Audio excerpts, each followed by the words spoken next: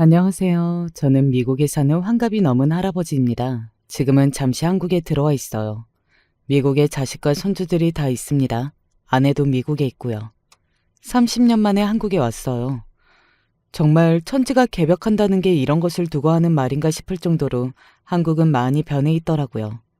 10년이면 강산도 변한다는데 그 강산이 3번이나 변할 시간이니 천지가 개벽할 만하기도 하죠.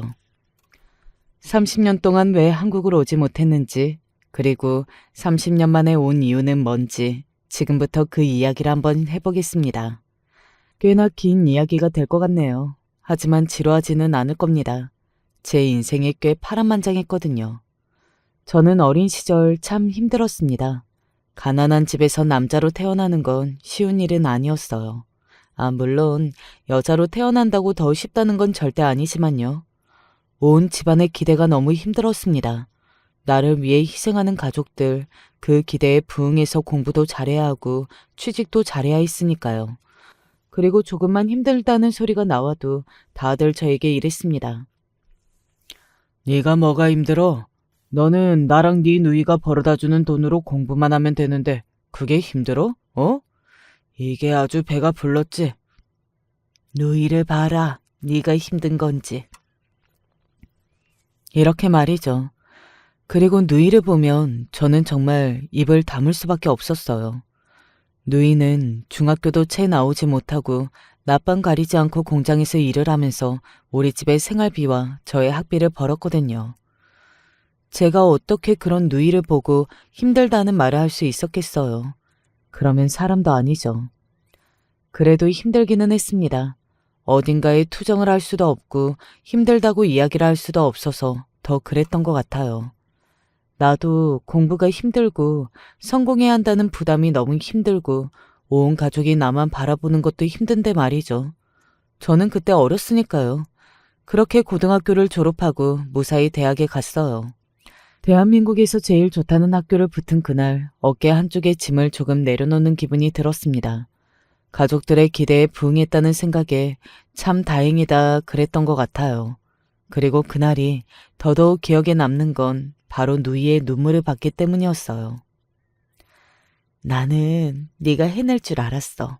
내가 간 거 같이 기쁘다. 누이가 나 학교 보내준 거니까 누이가 간 게 맞지. 말이라도 그렇게 해주니 너무 고맙다. 고마워. 누이는 그렇게 이야기하며 제 손과 얼굴을 한참이나 쓰다듬었어요. 그리고 바로 얼마 지나지 않아 누이는 결혼을 했습니다. 그간은 저 때문에 결혼을 미루고 있었던 거라고 나중에 아버지가 저에게 그렇게 말씀해 주셨어요. 지금 생각해보면 누이는 정말로 자신의 인생을 가져본 적이 없었던 것 같네요. 그런데 사람이라는 게 그렇잖아요. 왜 내 인생을 살다 보면 그 전의 일들은 까먹게 되고 그런 법이요. 저도 그랬습니다. 대학을 다니면서 친구들과 어울려 다니고 연애를 하고 그러면서 저희 가족이 부끄러워지는 순간이 왔던 것 같아요. 너는 어디 사는데? 나? 삼성동. 와, 비싼 동네 사네. 그래, 딱 봐도 좀 태가 나 보이더라. 그런 거짓말도 하면서 말이죠. 그래서 그 당시 동기들은 제가 조금 사는 집 자식이었다고 알고 있는 친구들이 있습니다. 치기 어린 마음에 거짓말도 참 많이 했어요. 지금 생각하면 너무나 부끄러운 기억입니다. 하지만 정말 부끄러운 기억은 따로 있어요. 동서가 누구셔? 아는 분이셔? 하루는 누이가 학교 앞으로 저를 찾아온 적이 있어요.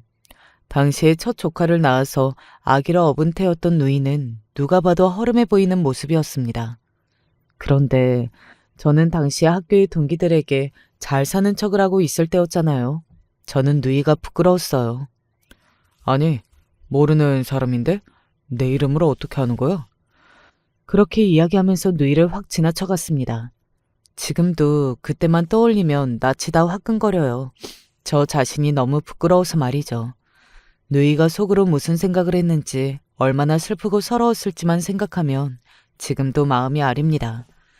그 이후로 누이는 학교에 찾아오지 않았어요. 무슨 일이 있으면 먼저 가도 되냐고 꼭 연락을 했고요. 저도 당시에는 그런 누이를 보면서 미안하다고 생각은 했습니다. 하지만 차마 그 미안하다는 말이 입 밖으로 나오지 않았던 것 같아요. 그 시절에는 뭐가 그렇게 다 힘들고 생각이 많았던 건지 모르겠습니다. 미안한 건 그냥 미안하다고 하면 되는 건데 말이죠. 그렇게 학교를 졸업하고 취직을 하게 되었어요. 그러면서 지금의 아내를 만났습니다. 결혼하자. 연애를 1년쯤 했을 때였나? 아내가 먼저 저에게 청혼했습니다. 저는 물론 거절했어요. 나 아직 너무 일러. 1년 만났으면 오래 만난 건데 뭐가 이러다는 거야? 결혼하려면 돈이 필요하잖아. 나는 아직 집을 살 수도 없고 그리고 나 하나만 바라보고 있는 가족들이 있는데 이렇게 취직하자마자 홀랑 결혼은 못해. 그 부분은 걱정하지 마. 저는 그때까지만 해도 아내의 집이 그렇게 부자인지 몰랐거든요. 아내는 겉으로 보기에는 평범했습니다. 비싼 옷을 입고 다니거나 그런 사람도 아니었고요. 그런데 아내의 집에 처음 인사를 하러 간 날 벌어진 입을 한동안 다물지 못했던 것 같아요. 이렇게 부자라고 왜 말 안 했어? 뭐 그걸 굳이 말해? 물어보지도 않았는데? 우리 집 부자다 하는 것도 웃기잖아. 자랑 같고. 그리고 나는 우리 집 부자인 줄 몰랐던 오빠가 좋은데? 뭐 지금 생각해보면 일종의 테스트였던 것 같기도 하네요. 하도 집안에 돈만 보고 아내에게 접근해온 남자가 많았기 때문에 아내로서도 그럴 수밖에 없었다고 생각이 들기는 합니다. 나는 자네가 마음에 드네. 그게 굉장히 의외였어요. 사실 인사를 하러 들어갈 때 이건 무조건 반대다 하는 생각만 했거든요. 이런 부잣집에서 저 같은 집안을 가진 남자에게 딸을 줄 리 있겠냐고요. 하지만 그 예상은 보기 좋게 빗나갔습니다. 인물이 너무 좋네. 우리 영은이가 왜 그렇게 알아누웠는지 알겠어. 장인어른도 장모님도 저를 굉장히 반겨주셨어요. 나중에 여쭤본 적이 있는데 본인들은 그냥 제 첫인상이 너무 좋았고 그리고 남자가 너무 고생 없이 크는 것도 좋지 않다고 생각하셨다고 하더라고요. 어쨌든 저에게는 참 좋은 분들이셨습니다. 지금은 다 돌아가셨지만요. 결혼은 아주 속전속결로 진행되었습니다. 결혼을 준비하는 과정에서도 저는 누이와 부모님 속을 썩이는 일을 참 많이 했던 것 같아요. 지금 생각하니 저 같은 불효자도 없는 것 같다는 생각이 드네요. 그래도 아무것도 안 할 수 없으니까. 그래, 하나 있는 아들 보내는 건데. 그냥 그 집에서 하지 말라고 하면 하지 마세요. 안 하는 이만 못한 것만 해서 보내느니 안 하는 게 낫다고 제가 몇 번이나 말해요. 하고 싶다고 해서 기어코 제 면을 깎으셔야겠어요? 그냥 하지 말라고 하면 감사합니다 하시고 그 집에서 주는 것만 받으시면 된다고요. 뭐 이렇게 고집들을 부려?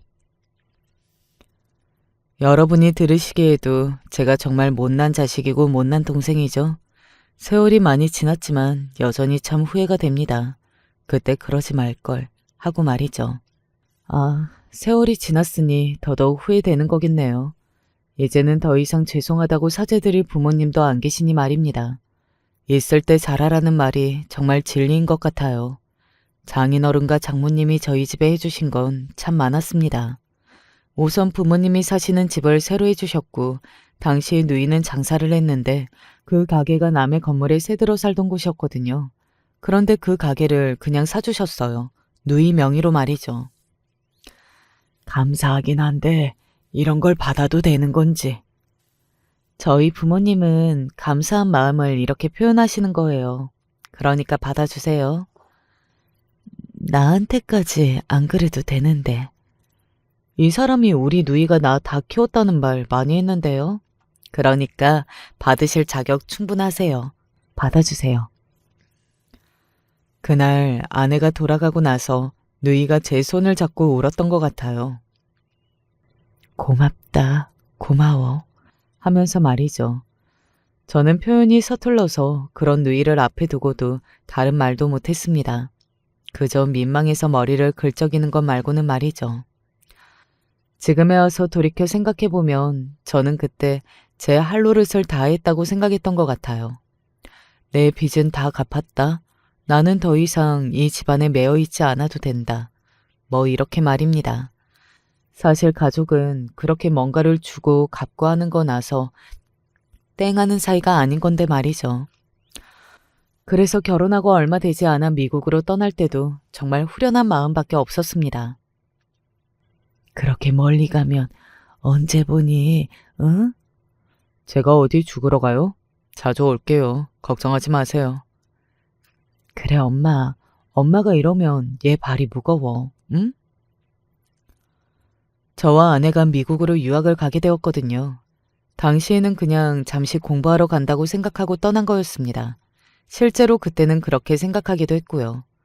그런데 거기서 일자리를 잡게 되고 여러 사정으로 장인어른과 장모님도 이민을 오게 되시면서 아예 눌러 앉게 된 거였지만요. 하여튼간 그때는 제 미국 생활이 그렇게 길어질 줄은 몰랐어요. 돌이켜보면 참 불효자입니다. 그러고 미국에 가서 30년을 한국에 온 적이 없었으니까요.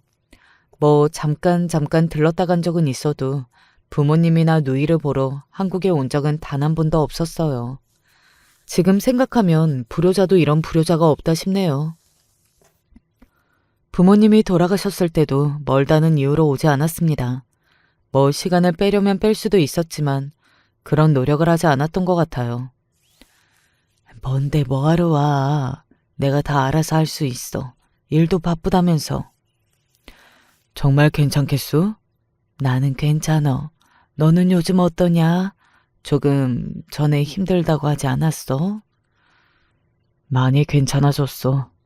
다행이네. 언제나 제 걱정뿐인 통화였습니다. 사실 누이를 믿고 그냥 부모님을 내버려둔 것이나 다름없어요. 속마음 한쪽에는 그래도 누이 가게도 사줬고 아버지 어머니 돌아가시면 그 집도 누이가 가져갈 텐데 누이도 미치는 장사는 아니지. 뭐 그렇게 생각했던 것 같아요. 지금 이렇게 쓰고 보니 나쁜 놈이네요. 아무튼 그렇게 30년의 세월이 훌쩍 흘렀습니다. 이제 저도 나이를 먹을 만큼 먹었고 무엇보다 제 자식들을 낳아서 기르다 보니 부모님이나 누이 생각이 참 많이 나더라고요. 그래서 어느 날, 정말 어느 날 문득 아내에게 이렇게 말했어요. 나 누이 좀 보러 한국에 다녀올게. 하고 말이죠. 아내가 웃더라고요. 당신이 그런 말을 하는 날을 기다렸어요. 형님이 좋아하시겠다. 하고 말입니다. 제가 참 제 주제에 안 맞게 좋은 아내를 만난 것 같다는 생각이 다시 한번 드네요. 아무튼 그렇게 저는 30년 만에 한국으로 누이를 보러 갔습니다. 아이고, 이게 얼마만이냐? 얼마만이야? 언제 이렇게 늙었어 그래? 누가 할 소리라요? 누이가 더 늙었구만. 농담으로 하는 말이었지만 진담이었습니다.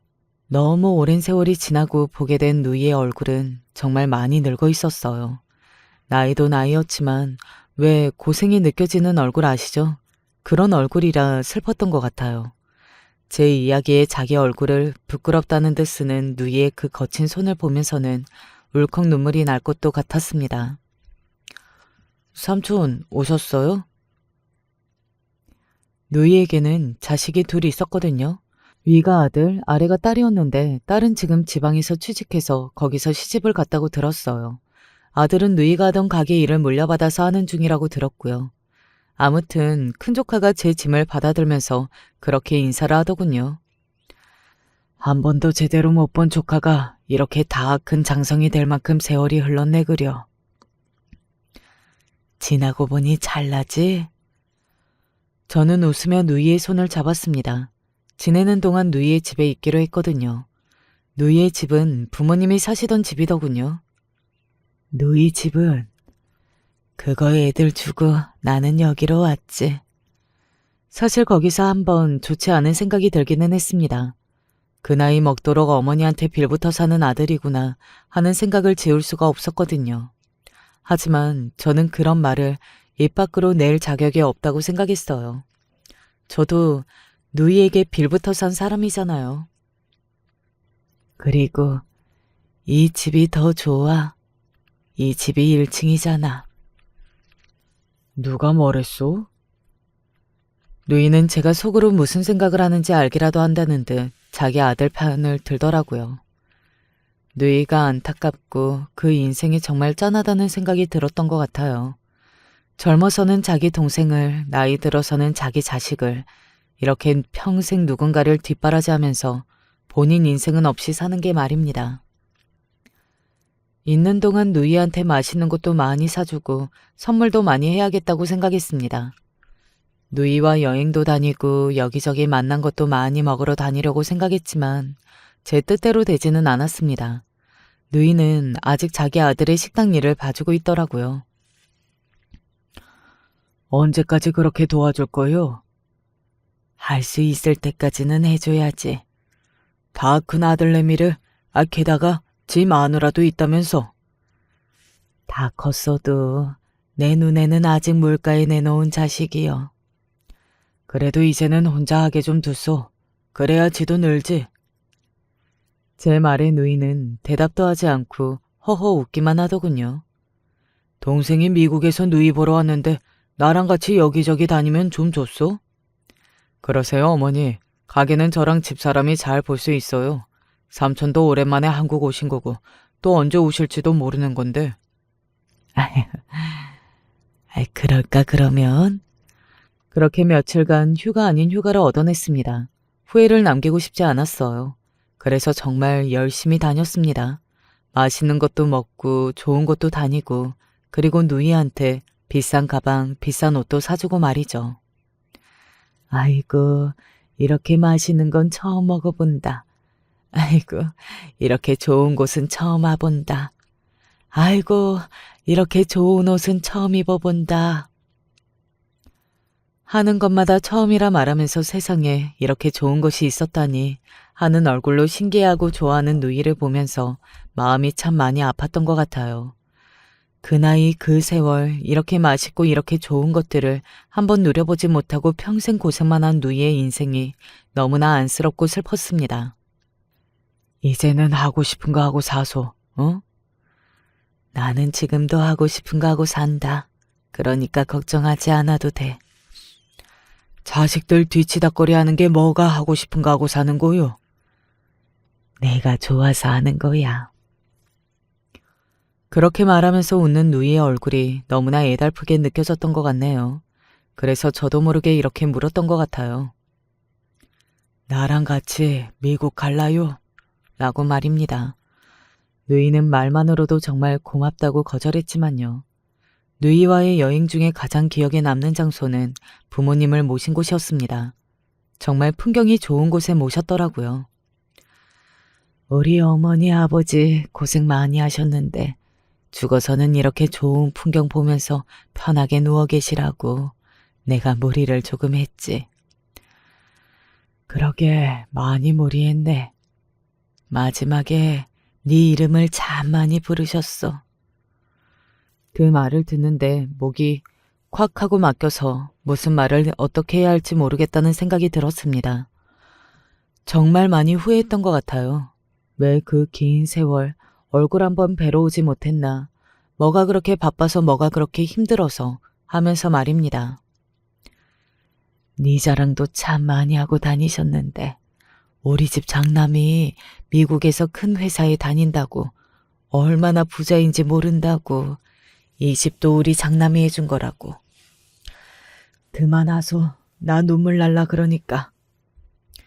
어머니 아버지는 너 원망 하나도 안 하셨어. 그러니까 너도 죄스러워하거나 그러지 마라. 말년에 그렇게 편하게 가신 게 다 네 덕이라고 얼마나 이야기를 많이 하고 가셨는데. 그날 누이의 그 말을 듣고 아이처럼 울었습니다. 지나간 세월이 참 허상하고 이미 돌아가시고 없는 부모님에게 죄송하고 그 얼굴이 보고 싶고 그래서 말입니다. 그렇게 운 건 정말 나이 먹어서 처음인 것 같아요. 그리고 그 김에 누이에게 사과도 했습니다. 그날 말이요. 미안했소. 그날? 누이가 나 학교 찾아온 날 모른 척한 거 말이요. 누이는 한참을 생각하더니 크게 웃더군요. 그리고 제 손을 가만히 잡았습니다. 그게 언제적 일인데 아직도 그렇게 마음에 걸려있나. 나는 다 잊었다. 잊었어. 돌이켜 생각해보면 저는 참 복이 많은 사람이었던 것 같아요. 어려서나 젊어서는 집이 가난한 것만 생각하고 내가 참 복이 없는 사람이라고 생각하면서 다른 이들을 부러워하기만 했었는데 지금 생각해보면 다른 게 복이 아닌 것 같습니다. 이런 부모님, 이런 누이를 둔 게 최고의 복인 거죠.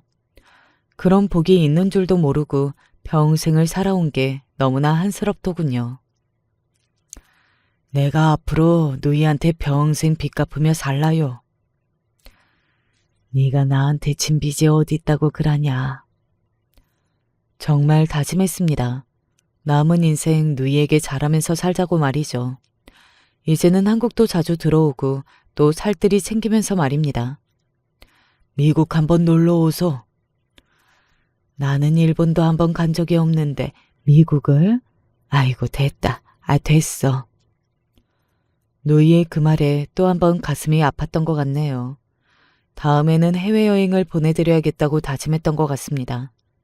아무튼 그렇게 짧다면 짧은 누이와의 여행이 끝나고 미국으로 돌아갈 준비를 하고 있었습니다. 그런데 뭔가 심상치 않은 느낌을 받게 된 일이 생겼어요. 어머, 이 가방도 삼촌이 사주신 거예요? 이쁘지? 안목 좋으신 것 봐. 우리 어머니 좋으시겠네. 그러면 그렇지. 그런데 이런 건 좀 어머니같이 나이 드신 분들보다는 저같이 젊은 사람이 더 잘 어울리지 않나? 조카 며느리가 그렇게 이야기하면서 제가 누이에게 사드린 가방을 메고서는 거울을 보는 겁니다. 그리고 누이는 그런 조카 며느리를 보고서도 아무런 말도 하지 않았고요. 직감적으로 알 수 있었습니다. 아, 내가 가고 나면 저 가방은 조카 며느리의 것이 되겠구나. 그래서 저는 재빨리 이야기했어요. 그래도 내가 누이한테 사준 거니까 누이가 잘 들고 다녀요. 알겠소? 하고 말이죠. 제가 그런 말을 하는 의도를 눈치를 챈 건지 어쩐 건지 조카 며느리가 순간 표정이 날카로워졌다가 다시 표정 관리를 하면서 그 가방을 누이 앞에 내려놓더군요. 이렇게 말하면서요. 동생 없는 사람은 서러워 살겠나 라고 말입니다. 사실 조카 며느리는 첫인상부터 딱히 좋은 느낌을 받지는 않았습니다. 식당에 한번 갔을 때도 저는 가만히 있으면서 다 늙은 누이가 힘들게 일하는 걸 멀뚱히 보고만 있었거든요. 솔직히 그때도 한마디 하고 싶었는데 제가 그런 말할 처지가 안 되는 것 같아서 꾹 참았고요. 그날 밤 조카 며느리가 돌아가고 나서 누이에게 물었습니다. 누이 며느리는 어떤 아기요? 하고 말이죠. 제가 그렇게 물으니 그 의도를 알아차린 누이가 살포시 웃더군요. 그리고는 이렇게 말했습니다. 아가 말은 틱틱거리면서 해서 그렇지 속은 깊은 아요. 누이한테 잘하는 거 맞소? 요즘 같은 세상에 그 아 정도면 괜찮지. 요즘 애들이 좀 유난이냐? 절대 남 험담은 하지 않고 속상한 일이 있어도 속으로만 삼키는 사람이 그렇게 이야기하는 거 보면 영 좋은 며느리는 아닌가 보다 하는 생각을 하기는 했습니다. 그래도 뭐 나쁜 아이는 아닌가 보네 하고 생각하기도 했고요. 그냥 철이 좀 덜 든 요즘에 정도로만 생각했던 것 같아요. 그 생각은 바로 다음날 산산조각이 났지만요. 다음날이 미국으로 돌아가는 날이었기 때문에 짐을 싸고 있었습니다. 누이에게는 잠시 한국의 친구들을 보러 간다고 오전에 이야기를 하기는 했어요. 그래서 누이는 제가 집에 없는 줄 알기는 했을 겁니다. 뭐 속인 건 아니고 약속을 잡기는 했었어요. 친구가 갑자기 일이 생겨서 그 약속이 파토가 난 거죠. 제가 머물렀던 작은 방에서 짐을 싸고 있는데 현관문이 벌컥 열리는 소리가 들리더라고요. 저는 누이인 줄 알았습니다. 그런데 아니었어요. 진짜 제정신이세요? 몰랐다고 그러지 않니? 아니, 거기서 요즘 장사 힘들다고 말씀하시면 어떡해요? 저 친한 동네 아줌마들 앞에서. 아, 진짜. 아니, 그냥 요즘 장사 잘 되느냐는 말에. 나 쪽팔려서 어떻게 고개를 들고 다녀요? 그 사람들한테 우리 가게 맛있어서 장사 잘 된다고 자랑이랑은 자랑은 다 해놨는데 거기서 그렇게 그런 말씀을 하시면 제가 쪽팔려서 그 사람들 앞으로 어떻게 보느냐고요. 정말 찢어지는 고함 소리였습니다. 자기 부모한테도 절대 그렇게 소리 안 지를 것 같은 그런 고함이요. 저는 며느리가 시어머니에게 그런 고함을 지를 수 있다는 것, 그 자체에 너무 놀라서 한동안 멍하니 방에 굳어 있었던 것 같아요. 하여간 도움이 되는 구석이 하나도 없어. 어디 가서 시어머니라고 말하고 다니기도 쪽팔리고. 순간 욱하고 뭔가가 치밀어 오르더군요. 가만히 듣고 있을 수만은 없겠구나 하는 생각이 들 때였습니다. 미안하다. 누이가 자기 며느리에게 사과하는 겁니다. 거기서 대체 누이가 잘못한 게 뭐냐고요. 저는 누이의 그 사과로 많은 것을 알 수 있었어요. 그간 누이가 며느리에게 어떤 대접을 받고 살았는지 말입니다. 눈물이 날 것 같았습니다. 우리 누이는 평생을 이렇게 누군가에게 무시를 받고 힘들게 살아야 하나 싶은 생각이 들었거든요. 미안하다면 제발 좀 가요. 어딜 가라는 거야? 하고 생각하던 차였습니다. 요양원에 가던지 늙으면 그냥 죽던지. 아니 왜 이렇게 악착같이 살아서 내 기분을 더럽게 하는 건데? 아 왜? 어머니 때문에 내가 매번 이렇게 짜증이 나야 해요? 사람이 해도 되는 말이 있고 아닌 말이 있는 법이잖아요. 저는 더는 참을 수는 없었습니다. 벌떡 일어나서 문을 벌컥 열고 밖으로 나갔어요. 이렇게 소리를 지르면서요. 지금 이게 무슨 대먹지 못한 소리야? 제가 방에 있는 줄은 두 사람은 다 정말 생각도 하지 못했던 건지 엄청나게 놀라기는 하더군요. 특히 그 조카 며느리는 너무 놀라서 딸꾹질을 하기 시작했습니다. 친구 만나러 나간다고. 그 약속 봐투 나서 방에서 짐 싸고 있었어. 그런데 이게 다 무슨 개소리요? 왜 누이가 이런 소리를 듣고 있는 거요? 왜? 누이는 무척이나 곤란한 얼굴을 했어요. 이러지도 못하고 저러지도 못하는 얼굴로 쩔쩔매고 있는 것이 너무나 안쓰러웠습니다. 그런 누이를 보다가 저는 조카 며느리를 살벌한 눈으로 바라보며 무섭게 물었습니다. 네가 한번 말해봐라. 네 시어머니가 너한테 뭘 그렇게 잘못해서 그런 말을 하고 있어? 시어머니한테 그렇게 욕하고 소리 지르고 한 이유가 뭐야, 대체? 제가 호통치자 한동안은 딸꾹질을 하던 조카 며느리가 이렇게 말하더군요. 저희 집 일이에요. 간섭하지 마세요. 내 누이 일이다. 평생을 한번 연락 없다가 나타나서 웬 간섭이에요? 그랬던 말던 내 누이 일이다. 그냥은 못 넘어간다. 네 남편도 네가 지 엄마한테 이러는 거 알고 있냐? 어? 제 그 말에 조카 며느리는 굉장히 당황하기는 하더군요. 하지만 이내 고개를 쳐들고서는 당당하게 이야기했습니다. 뭐, 그걸로 협박이라도 하시게요? 별꼴이야 정말. 뭐든 그 사람은 제 편이에요. 그러니까 그런 협박 하지 마세요. 그리고서는 누이를 다시 한번 노려보더니 잔뜩 성질이 난 몸짓으로 그대로 밖으로 나갔습니다. 문은 또 어찌나 세게 열고 닫던지 순간 문짝이 떨어지는 줄 알았어요. 저런 것 하고 어떻게 며느리 시어머니로 지내요? 어? 평소에는 안 저랴. 그러면 오늘이 처음도 아니라는 말이요? 종종 저런다는 말이냐 말이요? 누이가 쩔쩔거리며 아무 말도 하지 못했습니다. 저는 부하가 치밀어 오르는 느낌이었어요.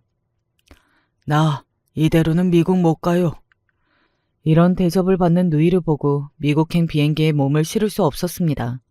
30년 전에는 뒤도 돌아보지 않고 갔지만 지금은 그럴 수 없었어요. 그때 그랬기 때문에 더더욱 지금 그럴 수 없었습니다. 일단 제일 먼저 비행기 표를 취소하고 아내에게 전화했어요. 나 여기서 해결할 일이 생겼어. 이것만 해결하고 돌아갈게. 심각한 일은 아니죠? 걱정하지 말고 내가 연락 자주 할 테니까. 누이의 일이라고 이야기했는데 아내는 그날 바로 한국행 비행기표를 끊었더라고요. 누이의 건강에 무슨 문제가 생겼거나 큰 사고가 난 줄 알았다고 나중에 이야기를 들었습니다. 아무튼 저는 그렇게 누이를 한국에 두고 갈 수 없었어요. 그리고 그 조카 며느리도 가만히 둘 수 없었습니다. 제일 먼저 조카를 불러다 물었습니다.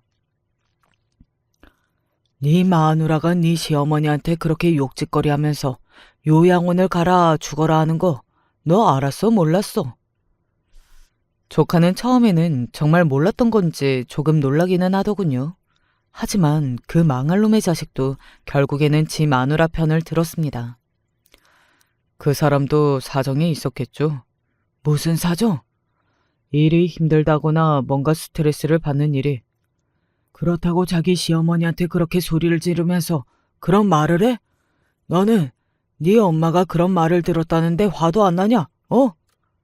어머니가 뭔가 잘못을 하셨겠죠. 그 말을 듣는데 순간 누군가 제 이성의 끈을 자르는 느낌이 들더군요. 눈이 돈다는 건 그런 것을 두고 하는 말인가 싶었습니다.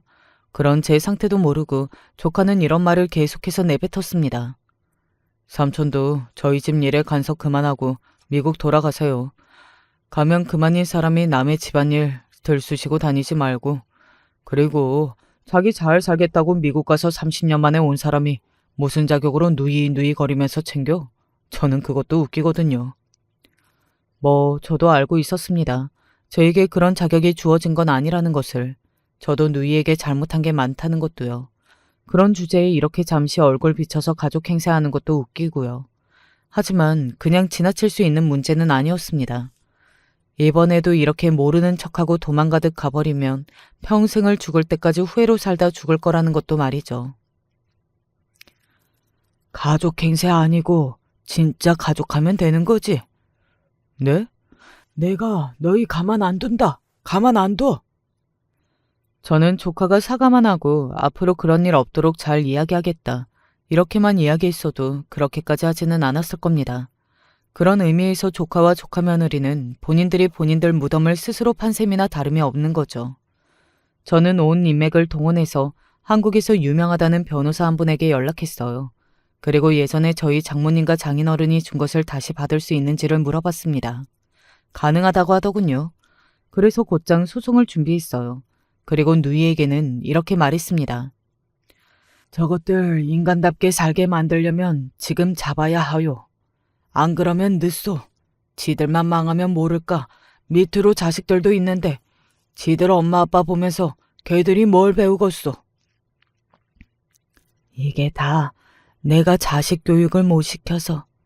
그런 하나마나한 소리 하지 마시고 저것들 정신 차리게나 합시다.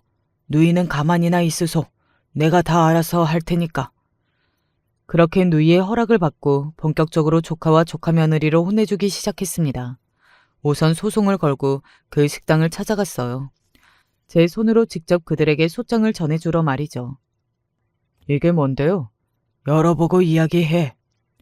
조카는 영문을 모르겠다는 얼굴로 저에게서 받은 봉투 속에 든 것을 확인했습니다.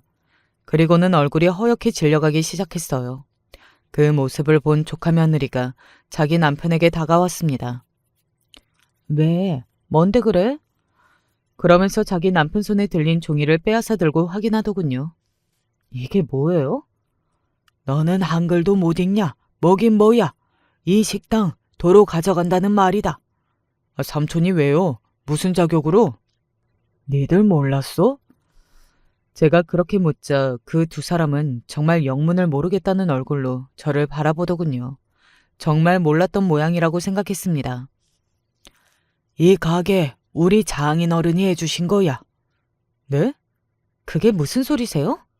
무슨 소리기는? 한국말 못 알아먹어? 누이 가게랑 우리 아버지 어머니 아파트 이렇게 두 개를 나 장가갈 때 장인어른이 해주신 거라고. 조카와 조카 며느리는 정말로 충격을 받은 듯 그 자리에 굳어서 안색만 하얗게 질려가더군요. 너희 같은 것들한테 못 준다. 그니까 도로 가져가야지. 알아보니 다시 돌려받을 수 있다고 하더구나. 그래서 소송 걸었어. 다시 돌려받으려고. 삼촌, 우리 누이 그렇게 대하는 자식들한테 내가 이걸 그대로 둘 수 없지 않겠니? 돌려받아야지. 그리고 그 재산 싹 다 정리해서 누이 데리고 미국 갈 거다. 미국을요? 그래, 미국. 니들은 이제 니들 알아서 밥벌이하고 살아. 그렇게 이야기하고 나왔습니다. 뒤에서 애타게 저를 부르는 소리가 들려왔지만 듣지 않은 척하면서 말이죠. 그리고 집으로 왔더니 예상 외의 인물이 와 있었습니다. 그것도 두 사람이나요. 여보? 당신이 무슨 일인지 말 안 해주니까 걱정돼서 왔잖아. 삼촌, 안녕하세요. 바로 아내와 누이의 딸이었어요. 얼굴이 지 엄마를 쏙 뺐더라고요. 엄마한테 이야기 다 들었어요. 제가 엄마 모시고 가려고요. 아니, 안 그래도 된다. 네가 무슨 고생이야. 엄마 모시는 게 무슨 고생이야? 나는 엄마 딸인데. 장서방도 싫어할 거 아니냐. 엄마, 장서방 몰라? 그 사람이 그런 거 싫어할 사람이야? 그리고 내가 엄마 그런 꼴 당하고 있다는 이야기를 듣고 어떻게 그냥 가? 그게 나한테 더 못할 짓이야. 나는 엄마 안 내려가면 나도 안 내려갈 작정으로 올라온 거니까 나랑 같이 가. 그 와중에 정말 다행이라는 생각을 했던 것 같아요. 그래도 누나가 딸내미는 잘 키운 것 같더라고요. 그리고 사위도 잘 얻은 것 같았고요. 장서방도 엄마 꼭 모시고 오라고 했어. 그니까 나랑 가. 한숨 놓이는 기분이었습니다. 어차피 언젠가는 저도 미국으로 들어가야 할 터였어요. 그런데 이곳에 누이를 두고 가는 것이 마음이 정말 너무 불편했거든요. 그런데 둘째 조카를 보고 있으니 그 마음이 싹 사라지는 기분이 들었습니다. 그러면 일단 이사부터 해라. 네? 조카가 영문을 모르겠다는 얼굴로 저를 바라봤습니다. 저는 그런 조카에게 말했어요. 내가 아파트 하나 해줄 테니까 거기로 이사해. 식구가 하나 더 느는 건데 방이 하나 더 있어야지 않겠니? 그게 무슨 소리야. 괜찮다. 무슨 아파트를. 누이는 그렇게 이야기하면서 제 아내의 눈치를 보더라고요. 왜 그런 건 원래 아내와 상의해야 하는 거잖아요. 혹시나 나중에 제가 아내에게 한 소리 들을까봐, 그리고 우리 두 사람 사이에 다툼이 있을까봐 미리 염려해서 그러는 것 같았습니다. 그런 누이를 보고 아내가 웃었어요. 이 사람 돈 많아요. 그 정도는 벗겨 먹으셔도 돼요. 어릴 때 이 사람 공부시켜준 거 형님이시잖아요. 형님 아니었으면 이렇게 못 살 사람인데 그 정도는 받으셔도 되죠. 제가 이야기했잖아요. 저는 정말 좋은 아내를 뒀다고 말입니다. 저희 지금 사는 집도 남는 방이 있어요. 그래도 받아. 이럴 때는 그냥 감사합니다 하고 받는 거야. 제 그 말에도 조카는 한사코 거절했지만 저와 아내의 끈질긴 설득으로 결국 그렇게 하기로 했습니다. 아파트는 아내가 조카와 누이를 모시고 내려가서 보고 계약하기로 하고 그렇게 세 사람이 내려갔어요. 그리고 저는 누이가 살던 저희 부모님의 집을 그날 내놨습니다. 그리고 집으로 조카가 찾아왔어요. 어머니는요? 네 동생이 모시고 갔다. 그런 제 말에 조카가 살짝 인상을 찌푸리더군요. 나중에 안 사실인데 조카가 지 동생한테 어머니를 모시고 있다는 것을 핑계로 한 달에 50만 원씩 생활비를 받고 있었더라고요. 진짜 천하의 못된 자식 아닌가요? 지금 생각해도 너무나 괘씸하네요. 걔가 지가 어머니 모시고 산대요? 그래, 그러더라. 먼저 나서서 모시고 간다더라. 너랑은 다르게 이해가 됐더라. 보나마나 콩고물 바라고 그러는 거예요, 걔. 너처럼 지 엄마가 그런 소리를 듣고 있는데도 마누라 편을 드는 놈은 아닌 것 같던데. 엄마 안 내려가면 자기도 안 갈 거라고 하고 모시고 간 거나 누이 말 들어보면. 그리고 저는 조카가 배 아파 뒤집어질 만한 말을 했습니다. 일부러 그러라고 한 말이었어요. 내가 아파트 사준다고 했다. 네? 뭘 사줘요? 아파트. 아니, 왜? 그동안은 우리가 모셨는데. 비웃음이 나오더군요. 그게 모신 거냐? 그리고 내 돈으로 내가 사준다는데 누굴 사주던 그건 내 마음 아니냐. 이 집도 내놨으니까 너는 이제 이 집도 오지 마라. 조카는 아파트에 넋이 나간 건지 그 집도 내놨다는 거에 넋이 나간 건지 어딘가 정신이 나가 보였습니다. 삼촌, 제가 정말 잘못했습니다. 죽을 죄를 지었어요. 한 번만 더 저에게 기회를 주시면 제가 정말로 어머니한테 잘할게요. 네? 인제 와서? 왜?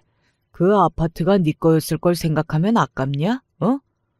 아니, 그게 아니고. 아무 소용이 없으니까 그만 나가. 나는 네 얼굴 보고 있는 것만으로도 열불이 난다. 그날은 그렇게 돌려보냈습니다. 그날 참 많은 생각이 들었던 것 같아요. 자식 새끼 키워봤자 소용없다. 이런 허무한 감정도 들었다가 그래도 둘째 조카를 생각하면 인생 헛산 건 아니다. 뭐 그런 생각도 들었다가 말입니다. 그러고 보면 이 나이가 들어도 울고 웃는 이유는 다 자식 때문인 것 같다는 생각이 드네요. 부모라는 것이 어쩔 수 없는 것 같습니다. 저희 부모님도 저를 보면서 그러셨겠죠. 갑자기 부모님이 너무 그립네요. 그리고 바로 다음 날 조카와 조카 며느리 두 사람이 저를 찾아왔습니다. 다짜고짜 무릎을 꿇더라고요. 조카 며느리도 정말 태도가 완전히 달라져 있었어요. 돈이라는 게 사람을 그렇게 만드는 것 같아요. 이야기하고 보니 더 씁쓸하네요. 저 반성 많이 하고 있어요.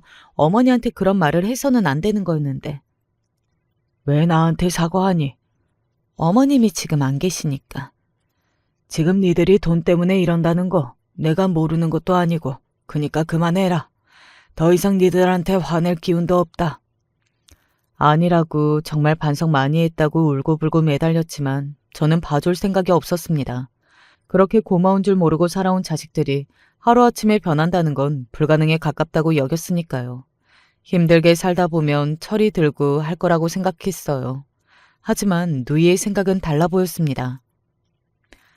그래도 먹고 살 구멍은 줘야 하지 않겠냐. 식당은 하게 뒀으면 싶다. 누이 그렇게 당하고도 아들만 있으면 모르겠는데 손주들 생각하면 내가 밤에 잠이 안 와 그래. 어쩔 수 없는 부분이었습니다. 누이가 잠도 오지 않고 걱정만 한다는데 말이죠. 저도 오빠랑 언니 너무 괘씸한데 그래도 애들 생각하면 그게 아니기도 하고요. 언니 성격에 제가 아파트도 받고 그랬다고 하면 그것만으로도 배 아파 죽을 사람이에요. 그러니까 삼촌도 노여움 푸세요. 두 사람이 그렇게 이야기하는데 제가 당해낼 재간이 없었습니다. 하지만 조카에게 엄포를 놓기는 해야겠더라고요. 식당에 건 소송은 취하하마. 감사합니다. 감사합니다, 삼촌. 이 은혜 잊지 않을게요. 정신 차리고 똑바로 살거라. 니들도 자식이 있지 않니? 니들 자식이 나중에 니들한테 그렇게 하면 좋겠니? 어? 그 말에 조카가 어딘가 쿵 하는 얼굴이 되기는 하더라고요. 왜 다들 그런 걸 생각 못하나 모르겠어요. 자기들이 하는 것을 그대로 보고 자식들도 배울 거라는 생각 말입니다. 나중에 그런 대접 받지 말라는 보장 있냐고요. 그 와중에도 조카 며느리는 대단하다고 생각했던 부분이 있기는 했습니다. 가게만요? 둘째 조카가 말했듯 아파트를 해준 걸로 배가 아파 넘어가는 중인 것 같더라고요. 저는 영문을 모르겠다는 얼굴로 조카 며느리를 보면서 물었습니다. 그러면 뭘 더 해줘야 하는데? 너 나한테 뭐 맡겨놨니? 아닙니다, 아니에요. 삼촌, 감사합니다. 아니, 그게 아니라 같은 형제간인데 불공평하니까. 저는 그때는 화도 안 났어요. 그냥 헛웃음이 나오더라고요. 그리고 알았습니다. 쟤는 달라질 아이도 바뀔 아이도 아니라는 것을 말이죠. 니들이 다르게 행동했는데 불공평한 건 당연한 거 아니겠니? 이래서 인생은 착하게 잘 살아야 하는 거야. 다 되돌아오니까 명심하고 앞으로는 잘 살도록 해라. 알겠니? 조카 며느리는 계속 마음에 안 드는 듯 꿍얼거렸지만 저는 더 이상 그들에게 단 한 푼도 줄 생각이 없었습니다. 끝까지 마음에 안 드는 얼굴을 하고 있는 조카 며느리를 조카가 끌고 나갔습니다. 저런 아이를 데리고 사는 조카도 안 됐다는 생각이 잠깐 들었던 것 같아요. 물론 제 엄마한테 어떻게 했는지 금방 떠올라서 그 생각을 떨쳐버렸지만 말입니다. 그리고 아내가 구해줬다는 둘째 조카 집에 가봤습니다. 누이가 살 곳이니 한번 둘러보기는 해야 해서 말이죠. 더 큰 집 봐도 된다고 삼촌 돈 많다고 계속 그랬는데도 이 정도면 됐대. 그러니까 내 탓하지 마. 나는 최선을 다했어. 내가 무슨 당신 탓을 해. 고마워. 누이는 그런 저와 아내를 보고 정말 마음이 좋았다고 하더라고요. 잘 살고 있다는 것을 눈으로 확인할 수 있어서 말이죠. 감사합니다. 그리고 장모님 걱정은 하지 마세요. 저희가 잘 모실게요. 그래, 자네만 믿겠네. 어차피 이 사람은 우리 집에서 발언권 없어. 내가 하자면 하는 거야. 그런 이야기를 하며 웃는 조카와 조카 사이를 보면서 이 집이라면 괜찮겠구나 하고 마음을 놓았던 것 같아요. 그리고 누이도 잠시 내려가 있었지만 그 전보다 얼굴이 훨씬 더 좋아 보이기도 했고 말입니다. 저는 둘째 조카를 조용히 불렀습니다. 왜 그러세요? 이거 받아라. 이게 뭔데요? 너희 엄마 살던 집 반 돈이다. 네? 그 집도 삼촌 장인어른이 해주신 거라면서요. 아니에요. 이 집만으로도 충분히 차고 넘쳐요. 저희 엄마 모시는 건 당연한 건데 제가 자꾸 받는 것도 너무 자식된 돌이 아닌 것 같고. 다시 돌려받으려고 해준 집도 아니고 이건 나중에 누이 위해서 쓰라고 주는 거야. 살다 보면 돈 때문에 피곤한 일이 왕왕 있을 게다. 그리고 이제 누이 나이도 있는데 여기저기 아픈 일도 있을 것이고. 아무리 좋은 사람이라고 해도 힘든 점이 한두 가지 겹치다 보면 마음이 팍팍해지기 마련이야. 나는 그 중에서 하나를 덜어주는 거다. 나중에 마음이 팍팍해지지 말라고. 네 마음이 팍팍해지면 우리 누이도 힘든 거니까. 조카는 아무 말 없이 저를 바라보더군요. 너 위에 너한테 주는 거 아니고 우리 누이한테 주는 거니까 네가 잘 가지고 있다가 어머니 모시고 좋은 곳도 다니고 나중에 아프시면 병원도 바로바로 모셔가고 그래. 그러라고 주는 거야. 동생으로 동생 노릇하는 거니까 나한테 그 정도는 하게 해줘. 제 말을 끝으로 들은 조카의 눈에 눈물이 고였습니다. 그렇게 말씀하시면 제가 어떻게 거절해요. 그거 잘 됐구만. 저는 기어코 조카의 손에 그 돈까지 쥐어주고 나서야 한결 가벼워진 마음으로 미국행 비행기에 다시 오를 수 있었습니다. 비행기를 타기 전 둘째 조카가 저에게 했던 그 말이 아직도 눈물이 나네요. 삼촌 같은 동생 또 없을 것 같아요. 살아보니 나쁜 사람들도 경우 없는 사람들도 너무 많더라고요. 그러니까 삼촌도 엄마한테 그만 미안해 하세요. 지난 제 세월을 용서받는 기분이 들었거든요. 비행기 안에서 펑펑 우는 저를 아내가 옆에서 오랫동안 달래줬던 게 기억이 납니다. 둘째 조카와는 그 이후로 자주 연락하고 지냅니다. 누이는 뭐 당연한 거고요. 잘 지내고 있다더군요. 좋은 곳도 자주 다니고 맛있는 것도 많이 먹으면서 말입니다. 언제 한번 미국으로 놀러 온다는 말을 듣고는 얼마나 반가웠는지 모르겠네요. 그날을 손꼽아 기다리고 있습니다. 누이가 오면 어디를 데려가야 하나 생각하면서 말이죠. 제 이야기는 여기까지입니다. 어떻게 들으셨는지 모르겠네요. 저는 제 이야기지만 쓰면서 참 많이 울고 웃고 있는데 그런 제 마음이 들으시는 분들에게 잘 전달이 되었는지 모르겠습니다.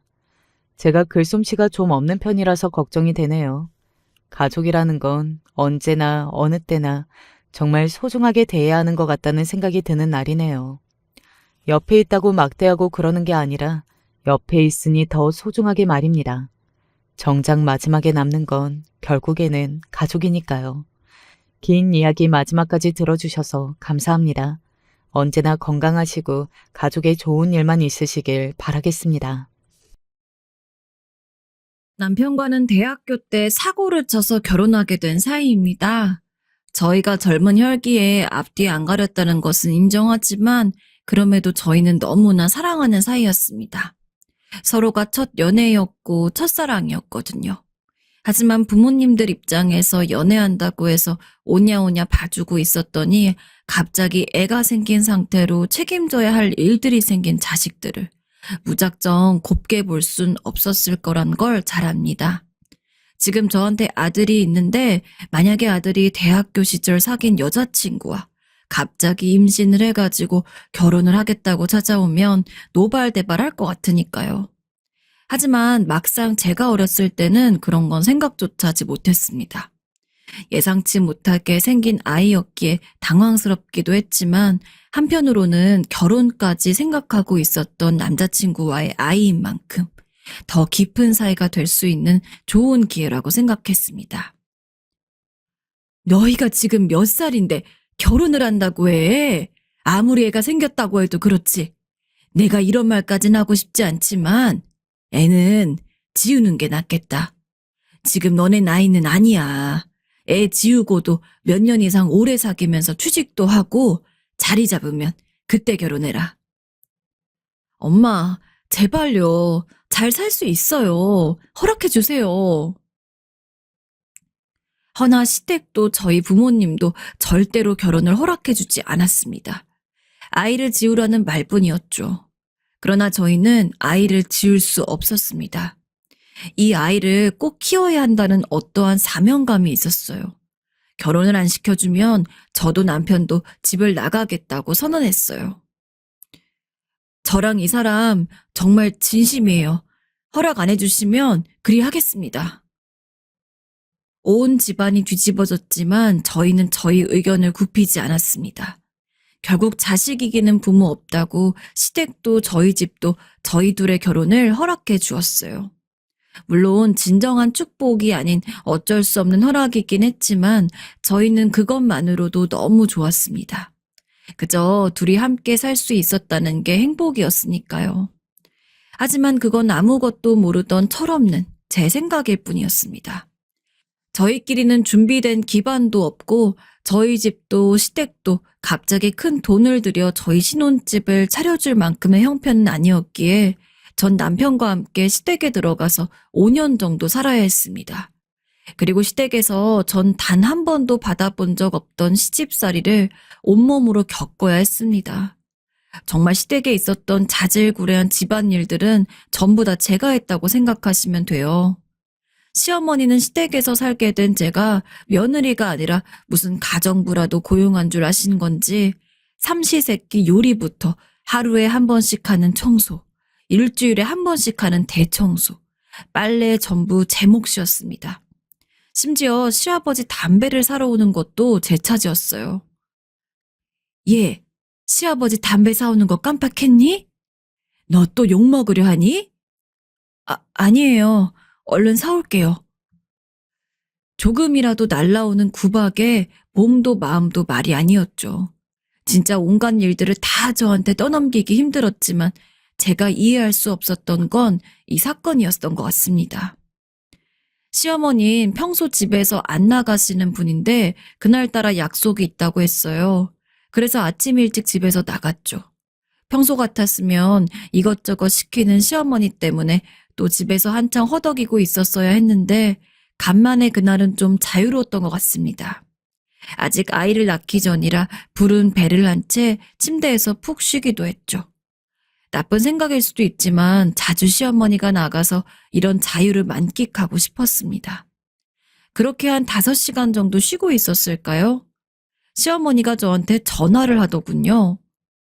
아, 또 집안일을 시키시는구나 싶어가지고 좋은 시간 다 갔다는 우울함과 함께 전화를 받았습니다. 네, 어머님, 무슨 일이세요? 하지만 시어머니가 시키려는 것은 단순히 집안일이 아니었습니다.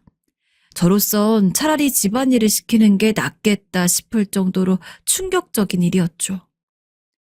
며느라가, 내가 지금 집 앞인데, 아유, 왜 이렇게 집 근처에 주차할 데가 없는지. 너 얼른 나와서 내 차 좀 주차해주라. 나 바로 근처에 도로가에 세워두고 있거든? 거기로 오면 운전석 넘겨주마. 주차를요?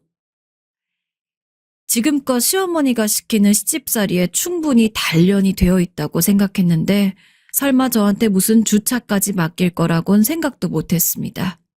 시어머니가 주차를 못하고 차에 능숙하지 않은 사람이면 모릅니다. 저보다 운전도 잘하시는 분이에요. 그냥 저를 부려먹으려고 하는 것뿐이었죠. 자기 귀찮으니까. 근데 아무리 제가 며느리여도 그렇지. 어떻게 그런 일까지 저한테 시키려고 하시는지. 다른 때는 눈물도 안 흘리고 꾹꾹 참았지만 그건 정말 견디기 힘들었습니다. 이건 무슨 가족이 아니라 완전히 다른 사람한테 심부름 시키는 거랑 똑같잖아요. 그래서 처음으로 항변했어요. 어머님, 다른 건 몰라도 그거는 조금 아닌 것 같아요. 저도 남편도 심지어 아버님도 차를 몰고 나가면 알아서 주차하고 집에 들어오시잖아요. 전 어머님 며느리지 주차해주는 사람이 아니에요.